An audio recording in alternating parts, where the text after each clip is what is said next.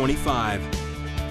1 year later, ABC 57 is looking back at the supermarket shooting that launched our Michiana backyard into national headlines. A shooting in cold blood inside the aisles of a grocery store. I'm afraid for my wife when she's out shopping in the evening with my daughter. How neighbors are still shaken by the tragedy that left 2 women dead. Plus, we are near the end of a tape recording scandal surrounding 4 police officers. How we may be one step closer to finding out what was said on those tapes. Good morning, Michiana, and thank you for joining us for ABC 57 News on the CW25. It's now 7:30. I'm Drew Gardner. And I'm Emily Evans. Another chilly start, but not quite as cold as the past few days. Greg, let's get out to you and see what's in store for the rest of this week. Good morning. Hey, good morning. Yeah, we're not as bad as yesterday. We're still cold. I mean, it's still same precautions you took the past couple of days to get ready, same amount of layers, that kind of thing. But we're getting better. We're at 14 right now. We didn't dip below 0 overnight, so that's, again, a small step in the right direction. Leading us into the afternoon, well, we're going to break out of the teens back into the 20s. But take a look at our wind chill right now. That's as close to 0. The wind has picked up, and it's going to be a factor in today's forecast this morning and this afternoon. We'll see how much it will impact our temperatures coming up in the full forecast. Your bus stop forecast keeps us between about 7 and 10 degrees for most of us. So still very cold and, again, very breezy. You just saw it feels closer to 0.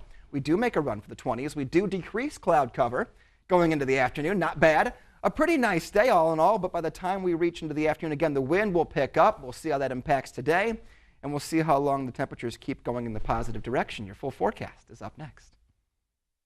Sounds good, Greg. Thanks. Now let's get over to 95.3 MNC's John Zimney for a check of traffic. Hey, John. And thank you very much, Emily. Good morning, everybody. Well, as far as crashes go, we have a couple to tell you about. Watch out if you're driving through Eklhart today, the intersection of Franklin and Napanee. This is where 2 cars got together.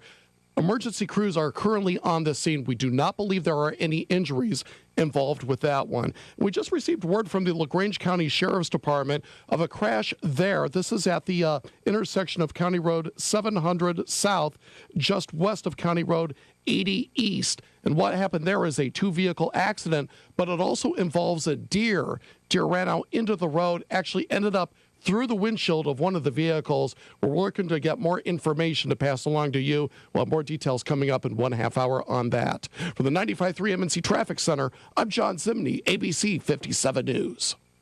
John, thanks. Now to the top story this morning. A federal judge has made a decision in a police tape scandal that's rocked South Bend for the last 4 years. Now, there are 8 tapes with secret recordings from officers' phones at the South Bend Police Department. And the judge decided we could finally hear what's on at least one of them. It's a saga that started nearly 4 years ago, with the key date being February 4th of 2011. The judge decided anything recorded before that date is fair game to be released because it doesn't violate the Federal Wiretap Act. So our understanding is 7 of the 8 were definitely illegal. We're looking into whether 1 of the 8 could be turned over to the council without breaking federal law.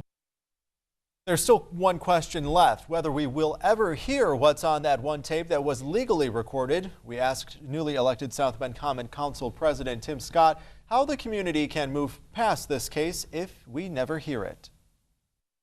I think some people will have a hard time with it, but, you know, we've lived and worked for the past 4 years with this being in limbo. I think it's a lesson learned for the entire city and for the police department on transparency. We followed up on that and asked the mayor about his plans to achieve transparency. He told ABC 57 it includes new policies already in place to make sure any recordings are in compliance of the law. Stay with ABC 57 News as we continue to stay on top of this decision. The Citizens United for a Better Government is set to hold a press conference on the ruling tomorrow morning downtown at the County City Building. For more stories on the police tape scandal and for news stories as they break, jump online to our website, abc57.com. And it's now been a year since a gunman walked into a Michiana supermarket on a mission to take lives. On January 15th, 2014, police say Sean Baer was armed and dangerous when he went into the Martin supermarket on Bristol Street. Police say the 22-year-old killed 2 women who were in the store late that night, 20-year-old Crystal Dykes and 44-year-old Rochelle Godfried. The store manager was on his knees with a gun pointed to his head when 2 Eklhart City police officers swept through the aisles in a matter of minutes and shot Bear before he could kill anyone else.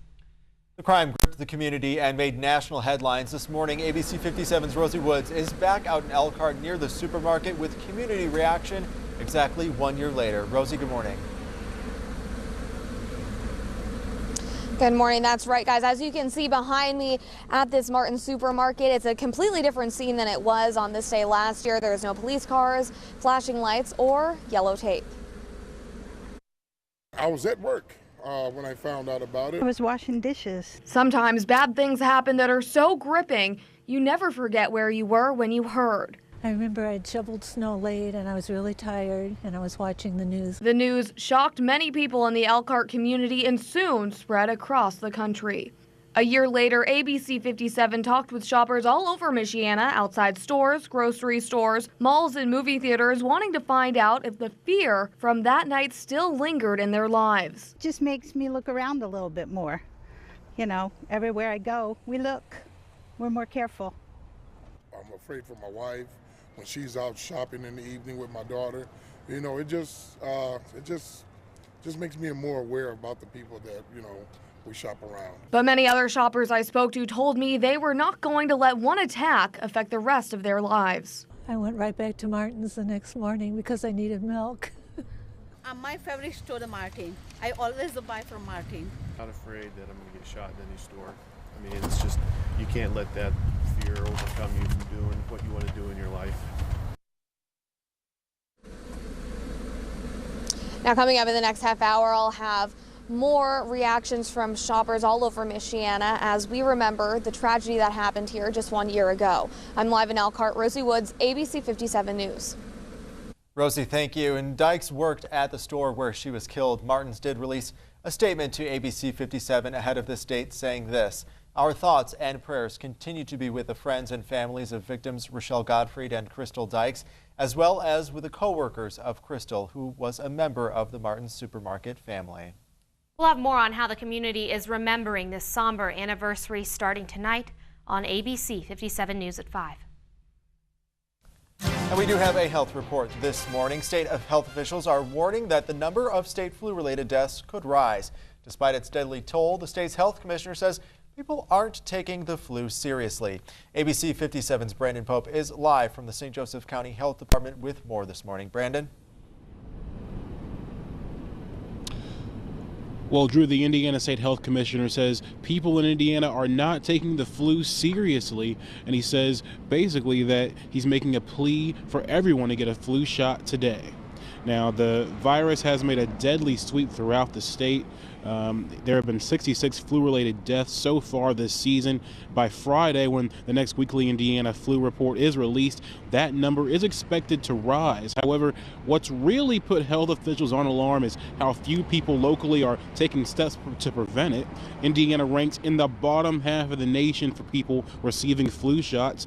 This year, the flu is of a much more dangerous strain than in the past, with a mortality rate 3 times higher. But the state health commissioner says you can control it, and there is still time. 60 of our 66 patients who have died have been people who are over 65. So it's important, particularly if you're in that population or if you're around someone who's in that population, that you're getting your flu shot and taking proper precautions. Now, you can find a full list of where you can get your flu shot on our website at abc57.com. I'm live in South Bend this morning. Brandon Pope, ABC 57 News. Brandon, thank you. Now, the parents of a man arrested for a terror plot say he was just a vulnerable kid. But the FBI says otherwise. Plus, why phones are ringing off the hook at law firms in D.C. following the Metro train smoke incident.